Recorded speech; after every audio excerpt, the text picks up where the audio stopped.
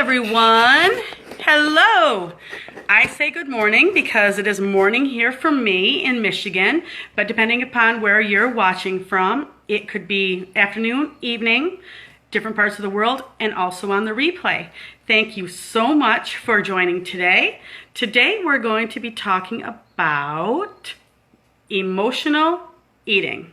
So we're going to be talking about that, and of course I have a few stories about myself and some friends.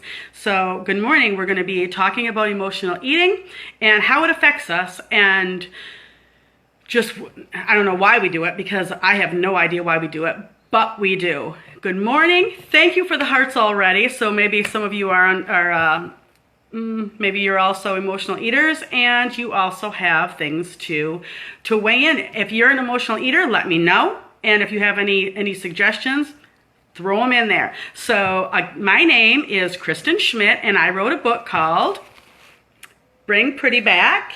And what it's about ways that I lost my pretty, ways I brought it back, and just topics to talk about things that matter. They matter to me, and I hope they matter to you. Thank you for the hearts. What we're going to be talking about again is emotional eating. Oh, that has been my problem for about probably 26 years now, 26, 27. I wasn't always an emotional stress eater. I wasn't when I was younger in high school or anything like that. I wasn't. It was when I got older that I started this, when I had kids and I was home, and that's when I began that's when I started. And crazy. It makes no sense why I do it, and then you do it and then you hate yourself afterward. That's the crazy part. That's the part that doesn't make any sense, that we do it even though we don't want to do it, but we do. I have done it. I went away. I was gone for a couple of weeks, and I came back and I had a whole bunch going on in my mind. So I caught myself one day.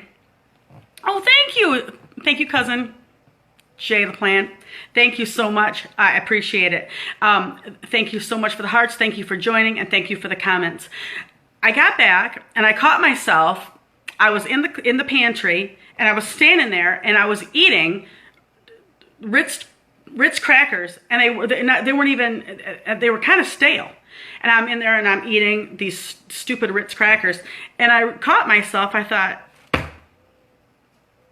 what are you doing? What are you doing here? And I wasn't even conscious that I was doing it. I was just standing there thinking about something else, standing in the pantry with the light off, eating Ritz crackers. Insane. So I do it. I've been doing it for years, and I think it's hilarious that one of my friends, because we talk about this a lot, things we've done, and like, let me tell you what I've done. No. Oh no, let me tell you what I've done.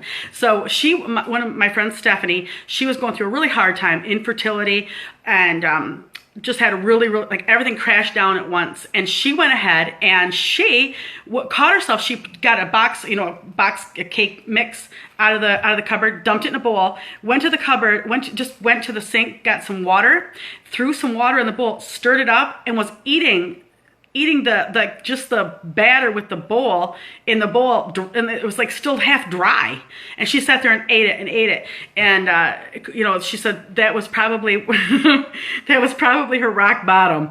That was probably her rock bottom point, when she was eating dry, watered down cake mix out of the bowl at like midnight, and couldn't get enough of it. I said, oh, now I haven't done that, but I've made a brownie mix.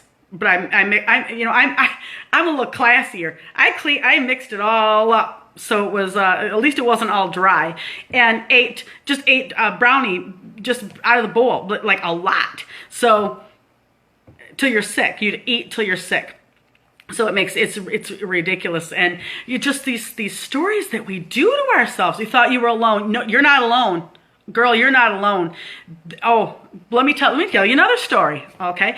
I have a cousin. He was going to college, and he was married at the time, and he was going to college at the time, and remember when the bread makers came out and everybody had these, the bread maker make their loaf of bread, and we all thought we were something. And so he and his wife got one for their wedding. So before she left for work, they made a loaf of bread. So she went to work and he was home for the day. And he was there minding the bread. Well, it came out, so he started eating some of the bread. Well, he ate like 3/4. He ate almost the whole loaf. Well, then he realized that she'd be coming home, so he made another loaf, finished that loaf, made another loaf of bread, and then had to cut some off because she knew that there was no way he was going to have a loaf of bread in the house and not eat any in the day. So then he cut some of that off and hid it. So when she got home, there was just a couple pieces of bread gone. So he was like, you get to where you're hiding it. It's like you hide it's like you're ashamed of yourself. So you're like, okay, I'm going to hide this over here. I'm going to pretend like I didn't have it. And, oh my gosh, we still laugh at that. Maybe it's maybe it's my family. Maybe it's just my family, but that's what we do. I'm going to give my own. If I'm going to tell somebody else's story, I'm going to tell my own. I made a chocolate pie one time. Well, I made a lot of them, but this time I made a chocolate pie, and just a Keebler crust with cooked pudding in it, and I made it, and I love it, by the way. So I don't, So I had a piece, I had another piece. I was kind of like my cousin, so I ate like half the pie. So I thought, I was a little embarrassed of myself. So what I did was, I think I ate the rest of it that day. Then when my husband came home, I told him it fell out of the fridge. He doesn't watch my show, so he won't know, so don't tell him. But it fell out of the fridge. I said, it fell on the floor. I had to throw it away. It didn't fall on the floor. I ate the damn thing. I ate the whole chocolate pie. So, yeah. So I know what it's like to eat you eat without, I eat mindlessly. Are you a stress eater?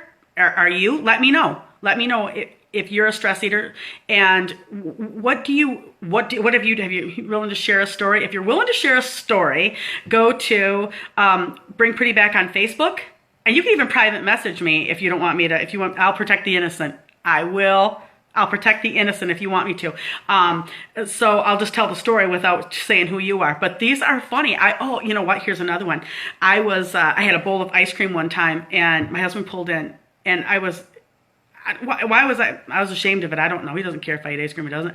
But I threw it when he got home, I threw it underneath the couch and pretended like I was just watching TV. So I do this all the time. So it's like, and I caught myself this week because I've been really mindful of it. I've lost 15 pounds. I've been really mindful of, and I know that's what it is for me, is my mindless stress eating. That's huge for me. That's where most of my weight comes from, is from that. So I've been really, really paying attention. Well, I started this show, and then I started getting really nervous because, oh my gosh, what if I can't come up with the right content? I was nervous about doing the show. So I found myself eating, going back to and I caught myself this last week eating, like, it doesn't even matter. Just go to the fridge, eat something, just eat. So it was just kind of silly and then I thought, okay, get a handle on it. So I think that's part of it, don't you? I think part of it is just recognizing that you do it and just being mindful of it, because it's really, really easy to not. Welcome, everyone. Thank you all for joining. Thank you for watching live. Thank you for watching on the replay. Thank you for the hearts. Thank you for everything. I want everybody to know I really appreciate this. But if I'm going to, like I said, I'm going to talk about things that I do, and I'm going to get real. I'm going to tell on myself, and I'm going to tell my stories. Oh, on the Pretty Coffee with Kristin show. Still loving my cup. But go to bringprettyback.com or Bring Pretty Back on Facebook, and let me know your stories. And thanks for the hearts. Thank you. But let me know your stories, because I would love to hear them. And then tomorrow, what I'm going to do, true hunger. I'm not even hungry. Gianna, I'm not even hungry. I'm not eating because I'm hungry. You're not eating a whole pie because you're hungry, or a dry or a stale Ritz cracker, or a whole loaf and a half of bread. I know you know. But I'm not calling you out. I'm just saying it's not. I don't eat because I'm hungry. It's not hunger. It's stress. It's almost like trying to fill something up. You know, some people eat, some people drink, some people smoke, some people shop. I don't know. Whatever people do. I know I eat. That's me. That's what I do. My hormonal chain. Well, I bet you my hormonal chain is all messed up. That doesn't surprise me. It probably is. Yeah, I'm sure. There's a whole lot of things messed up. Starting with my hormonal chain. Yeah, there's a whole lot messed up in here.